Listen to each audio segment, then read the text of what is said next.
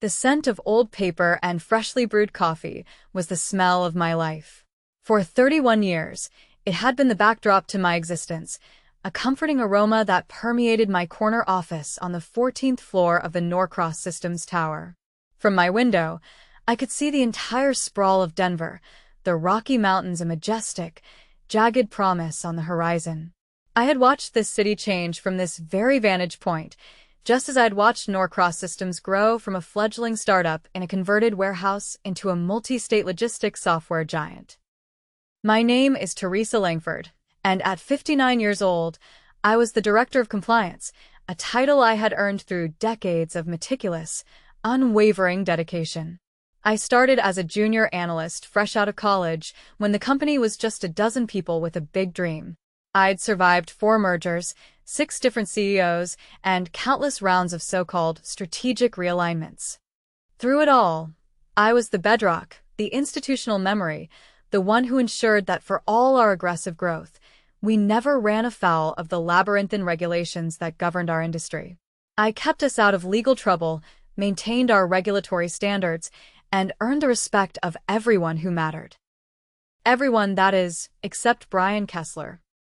Brian was the new chief financial officer, a 39-year-old wunderkind poached from a high-powered consulting firm 8 months ago. He strode through the halls with the predatory grace of a shark, his designer suits perfectly tailored, his smile a flash of white that never quite reached his cold, calculating eyes. His mandate was simple and brutal: optimize operational efficiency. In corporate speak, that meant slash costs, and in his eyes, anything that didn't directly generate revenue was a liability. From day one, he made it clear that he viewed my department, the compliance department, as a necessary evil rather than a business safeguard. During budget meetings, when I requested resources for regulatory updates or essential training, he would roll his eyes, a subtle but deeply insulting gesture. He questioned every expenditure, every consultant fee, every training session that kept us ahead of industry changes and out of the courtroom. He saw my life's work not as a shield protecting the company, but as a bloated expense on a spreadsheet. The tension between us was a low hum in the corporate symphony, an unspoken discord that everyone felt but no one dared to address. He represented the new Norcross, lean, aggressive, and devoid of sentiment. I, with my 31 years of service, represented the old Norcross, a company that once valued loyalty and experience. I was just 27 days away from my full pension vesting. 27 days from the finish line of a marathon I had run with everything I had. My late husband, David, and I had planned our retirement around it. We'd bought our modest 2-bedroom house in Lakewood in 1995, and thanks to my steady income, we'd paid it off. The pension was the final piece of the puzzle, the key to a future of comfort, travel, and spoiling the grandchildren I hoped to have someday. After David passed, that pension became more than just money. It was the culmination of a life we had built together, a promise I had made to both of us. That Tuesday morning began like any other. I'd arrived early, reviewed the latest FDA compliance bulletins for our medical logistics clients, and was preparing for a meeting about upcoming DOT certification renewals. The coffee was hot, the mountains were clear, and the hum of the office was just beginning to build. At 10 a.m., an email from Brian's assistant pinged in my inbox. The subject line was chillingly vague: meeting request. My heart gave a little lurch. Brian never requested meetings with me unless it was to question my budget. I walked down the long corridor to his expansive corner office, the plush carpet muffling my sensible heels. His office was the antithesis of mine. Mine was filled with 30 years of memories, industry awards, photos from company milestones, a framed picture of David and me on our anniversary trip to Yellowstone. His was a sterile landscape of glass, chrome, and mahogany. Not a single personal item was in sight. "Teresa, come in." "Close the door," he said, not looking up from his computer. He gestured to one of the 2 severe-looking chairs in front of his massive desk. I sat, my back straight, my hands clasped in my lap. The air was thick with a tension that felt different, sharper than our usual budget squabbles. He finally turned his gaze to me, his expression unreadable. He slid a thin folder across the polished mahogany surface. It was a practiced, dismissive gesture, like a card dealer tossing away a losing hand. Effective immediately, he began, his voice flat and devoid of emotion. Your position is being eliminated due to restructuring. The words hit me like a physical blow. I felt the air leave my lungs, my vision tunneling slightly. Restructuring. The age-old corporate euphemism for firing someone you didn't have a real reason to fire. I stared at the folder, then back at his impassive face. 31 years. Your department's functions will be absorbed by legal, he continued, adjusting his perfectly knotted designer tie. This is purely a business decision, Teresa. Nothing personal. The board needs to see immediate cost reductions and, frankly, compliance can be handled by our legal department going forward. Nothing personal. The most personal betrayal of my professional life, and he waved it away as a line item on a balance sheet. My heart was pounding, a frantic drum against my ribs, but decades of corporate discipline held my expression in check. I would not give him the satisfaction of seeing me break. I see, I said, my voice surprisingly steady. The severance package is quite generous, considering the circumstances, he added, a flicker of something relief in his eyes that I was taking it so calmly. 12 weeks of pay, plus your accrued vacation time. You'll need to sign this by Friday, or the offer is rescinded. You'll get nothing. Sign this by Friday, or you get nothing. An ultimatum. A threat. 12 weeks versus the full pension I had earned through 31 years of dedicated service. The mathematics were insulting. I stared at the document that would end my life at Norcross, the document that stood between me and my full pension. That was all it was. 27 days. Something felt deeply wrong about the timing. Too convenient. Too calculated. In all my years at Norcross, I had never seen anyone terminated this close to their pension eligibility. Company policy, a policy I myself had helped draft, explicitly protected employees within 30 days of vesting from termination without significant cause. He knew. This 39-year-old CFO knew exactly what he was doing. I nodded calmly, though a fire of pure, unadulterated rage was beginning to burn in my chest. I understand, I said. I reached for the folder, my hand steady. I'll review this carefully. Good. I appreciate your professionalism about this, he said, already turning back to his screen, dismissing me. He seemed relieved that I wasn't fighting back, that I wasn't making a scene. He had underestimated me. He saw a woman approaching retirement, a relic of a bygone era, someone who would quietly accept her fate. He didn't see the fire burning behind my calm exterior, or the network of relationships I had built over 3 decades in this industry. He didn't understand that in my line of work, documentation was everything. As I walked out of his office, I caught my reflection in the lobby's glass doors. I looked like any other woman approaching retirement, graying blonde hair neatly styled, a conservative business suit, sensible shoes. Invisible. But I didn't feel invisible. I felt like a dormant volcano, and Brian Kessler had just kicked the rock that was holding back the eruption. I returned to my office on the 14th floor, the same corner space I had occupied for the past 8 years. The walls were lined with regulatory certificates, industry awards, and photographs spanning my career at Norcross. There was the picture from our first major software deployment in 2003, my team beaming with pride. Another from the company's 20th anniversary celebration, a younger me standing beside the company founder.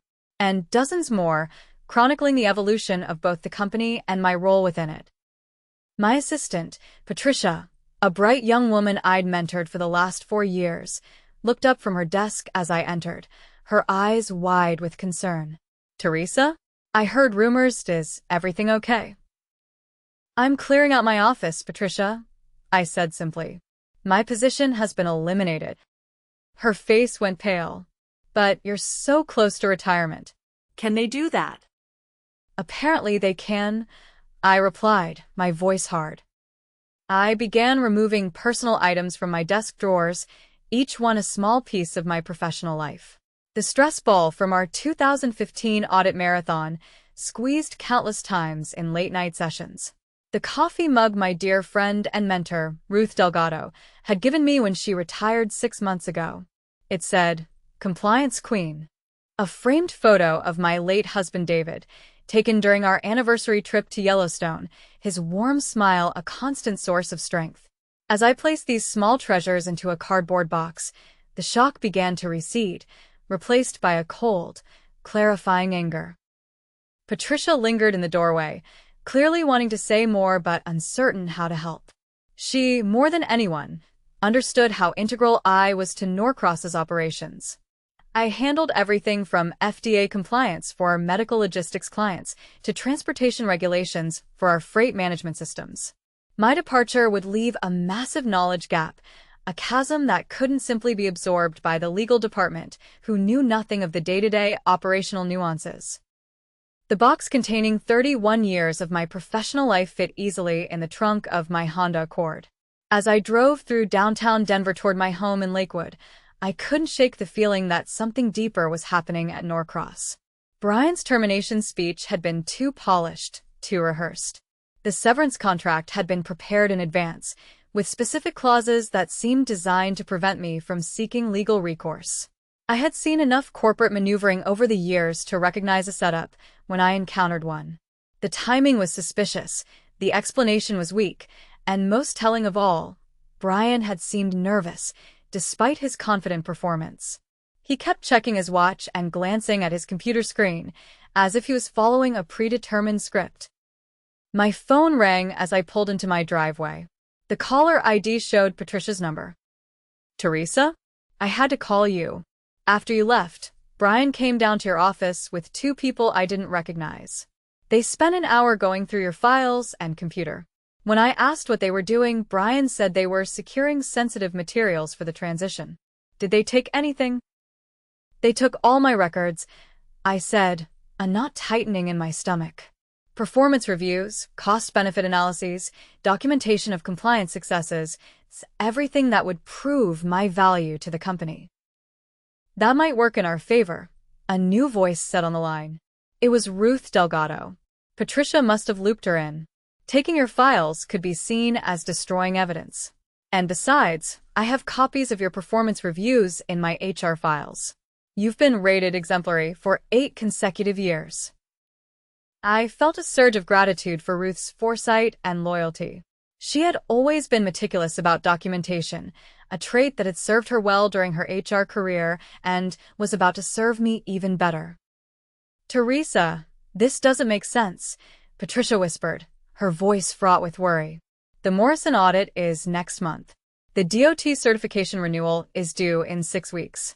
How can they possibly?" "They will figure it out," I interrupted gently, though a new, colder thought was forming in my mind. "They always do." But even as I said it, I knew Patricia was right. Brian Kessler had no idea what my department actually did. He saw compliance as paperwork and bureaucracy, not as the complex web of relationships and expertise that kept Norcross functioning legally across multiple jurisdictions. I had spent years building connections with regulatory agencies, understanding the nuances of ever-changing requirements, and developing internal processes that made compliance seamless for our operational teams. The irony wasn't lost on me. 3 months ago, I had prevented a potential lawsuit that could have cost the company millions when I caught a software glitch that was incorrectly calculating freight classifications. 6 months before that, I had negotiated with state regulators to avoid penalties when our Jacksonville office accidentally processed shipments using outdated hazmat protocols. These weren't just administrative tasks, they were business-critical interventions that protected Norcross's reputation and bottom line. "Ruth," I said, my voice low and firm, "I need to ask you something. Do you still have access to any of your old HR files from Norcross?" There was a pause. I shouldn't, but she paused again, and I could hear the decision being made. When I retired, I kept copies of certain documents for my own protection. Employment contracts, policy changes, executive communications. Things that might be relevant if anyone ever questioned decisions I had made during my tenure. I never thought I'd need them this soon. The next day, I was at Ruth's kitchen table. She lived in a well-maintained ranch house in Westminster, about 20 minutes from my own home. She greeted me at the door with a grim expression that told me she had spent the night thinking about my situation. "I've been going through my files," she said, leading me to her home office. Her desk was covered with manila folders, printouts of emails, and handwritten notes. "Teresa, what I found is worse than I initially thought." She handed me a printed message. "This email is from February. It's from Brian Kessler to the executive team, discussing pension liability optimization. Look at this paragraph." I read it aloud, my hands shaking. "Our analysis indicates that preventing certain high-tenure employees from reaching full vesting could significantly improve our quarterly projections. Legal recommends structuring any necessary workforce adjustments as performance-based terminations or departmental consolidations to minimize exposure." My blood ran cold. The email specifically mentioned identifying employees within 60 days of pension vesting and developing appropriate transition strategies for their positions. While it didn't mention me by name, the timing and criteria made it clear that I had been targeted months ago. "Ruth," I whispered, "this is evidence of conspiracy. How did you get this?"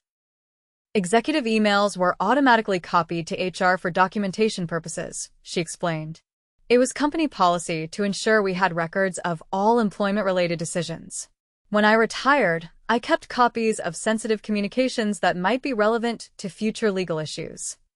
She handed me another document, a spreadsheet showing all Norcross employees within 90 days of pension vesting. My name was highlighted in yellow, along with 3 others: James Morrison from IT, Sandra Williams from Sales, and Robert Chun from Operations. Next to each name were notes about potential restructuring opportunities. "Teresa, you weren't the only target. They're planning to eliminate anyone who's about to become expensive in terms of pension obligations." I felt sick. This wasn't just about me. It was a systematic plan to cheat long-term employees out of their earned benefits. "Have any of the others been terminated yet?" I asked. "Not yet. But according to this timeline, James Morrison is scheduled for next month, Sandra Williams in 6 weeks. They're spacing out the terminations to make them look unrelated." Ruth pulled out another folder, this one containing internal memos about the compliance department specifically. "These show that Brian has been building a case against your department for months. He's been documenting every minor expense, questioning every consultant fee, and creating a paper trail to justify eliminating the position." "But the department is essential," I protested. "We prevent legal issues that could cost millions." "That's not how Brian sees it. Look at this memo from him to the CEO." She handed me a document titled Operational Efficiency Analysis, Compliance Department. The memo argued that compliance functions could be streamlined by transferring responsibilities to the legal department, resulting in immediate cost savings of over $200,000 annually. What the memo failed to mention was that the legal department had no expertise in regulatory compliance, no relationships with regulatory agencies, and no understanding of the day-to-day operational requirements that kept Norcross in good standing with various government bodies. The final, most infuriating piece of evidence was a copy of Ruth's notes from a board meeting in June. Remember that presentation Brian gave to the board about right-sizing operational expenses? I attended that meeting as HR director. Here are my notes. Her handwritten notes were detailed and damning. Brian had presented a 5-year plan that included strategic workforce optimization, targeting employees with the highest benefit costs. He had used charts and graphs to show how eliminating legacy personnel could improve profit margins by up to 12% annually. When board members had raised concerns about losing experienced employees, Brian had dismissed their objections by arguing that institutional knowledge was less valuable than operational agility in a rapidly changing technology sector. He claimed that younger employees with current skills could handle traditional responsibilities more efficiently. The board approved his plan. I voiced my concerns about age discrimination and the risk of losing critical expertise, Ruth said quietly. But I was overruled. 3 weeks later, they announced my early retirement package. This revelation stunned me. Ruth, are you saying they forced you out too? Not exactly forced, but strongly encouraged. They offered me a very generous early retirement package and made it clear that my traditional approach to human resources wasn't aligned with their new vision. I was tired of fighting corporate politics, so I took the deal and left. She sighed, a deep, weary sound. I realize now that my departure was part of the same strategy that is now targeting you. By removing the experienced HR director who might object to questionable employment practices, Brian had cleared the way for implementing his pension dumping scheme without internal resistance. Ruth and I spent the entire weekend organizing our evidence and developing our strategy. By Sunday evening, we had built a comprehensive case. On Monday morning, I called attorney David Richardson, a man whom Ruth had worked with during her previous company's pension dumping case. After reviewing our evidence, he agreed to take my case on a contingency basis. This is one of the clearest examples of pension manipulation I've seen, Richardson told us during our Tuesday meeting. The documentation is exceptional, and the pattern of targeting employees near vesting is obvious. We're going to file a formal complaint with the Department of Labor while simultaneously pursuing wrongful termination and age discrimination claims. That afternoon, Richardson filed our complaint. By Wednesday morning, the local news station, Channel 7, was running a story titled, "Denver Software Company Accused of Pension Fraud." The reporter had obtained copies of our legal filing and was interviewing employment law experts about the broader implications of pension dumping schemes.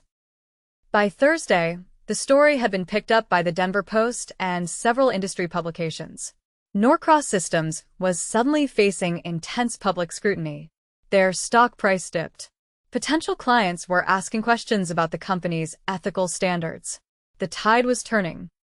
On Friday morning, just hours before my severance offer was set to expire, Brian Kessler called me. His voice was tight with barely controlled anger. "Teresa, we need to talk. This situation has gotten completely out of hand." "I don't think we have anything to discuss, Brian," I said, my voice as cold and clear as a mountain stream in winter. His tone shifted, a desperate edge creeping in. "The board wants to resolve this matter quietly. We're prepared to offer you a very generous settlement." "I'll have my attorney contact you," I said, and hung up. The following Monday brought developments that exceeded even Ruth's optimistic expectations. Richardson called to inform me that the Department of Labor was launching a formal investigation into Norcross Systems' pension practices. And 3 additional employees, James Morrison, Sandra Williams, and Robert Chin, had contacted his office, claiming they had been terminated under suspicious circumstances. "Teresa, this is becoming a class action case," Richardson explained. "We now have James Morrison, who was terminated last week, exactly 60 days before his pension vested. We have documentation of Sandra Williams being placed on a performance improvement plan despite stellar reviews, clearly setting up her termination. And we have a former IT director who was let go 2 years ago under circumstances that now look highly suspicious." Meanwhile, the media attention was intensifying. Channel 7 had interviewed pension law experts who explained how companies could save millions by systematically eliminating employees just before they qualified for full benefits. The story resonated with viewers because it represented a fundamental betrayal of the social contract between employers and loyal workers. Ruth called me on Wednesday with news that made my day. "Teresa, I just heard from Patricia. Brian called an emergency meeting yesterday to announce that the compliance department is being reconstituted immediately. Apparently, 3 clients have raised concerns about regulatory oversight, and the Morrison audit next week has become a crisis because nobody understands your old procedures." She chuckled. "Are they offering you your job back?" "Not yet. But Patricia says Brian looked absolutely miserable during the meeting. The board has apparently been asking very pointed questions about why they eliminated such a critical function right before major compliance deadlines." I smiled. The wheels of justice were turning, and Brian Kessler was being crushed beneath them. As I studied the documents spread across Ruth's desk, I realized that my termination was just the beginning of a much larger problem at Norcross. Brian Kessler wasn't just stealing my pension. He was systematically dismantling the institutional knowledge and experience that had made the company successful for over 3 decades. Ruth made fresh coffee while I continued reviewing the documents. Each piece of evidence painted a clearer picture of Brian Kessler's strategy, but also revealed something more personal and infuriating. He had been planning my termination since the day he was hired. My journey to justice had taught me that loyalty and integrity, while not always immediately rewarded, ultimately provide the strongest foundation for both personal satisfaction and professional vindication. And as I looked toward the future, I realized that sometimes the greatest revenge is simply ensuring that the truth comes to light, and that my years of careful documentation and professional relationships had given me the tools to fight back when it mattered most.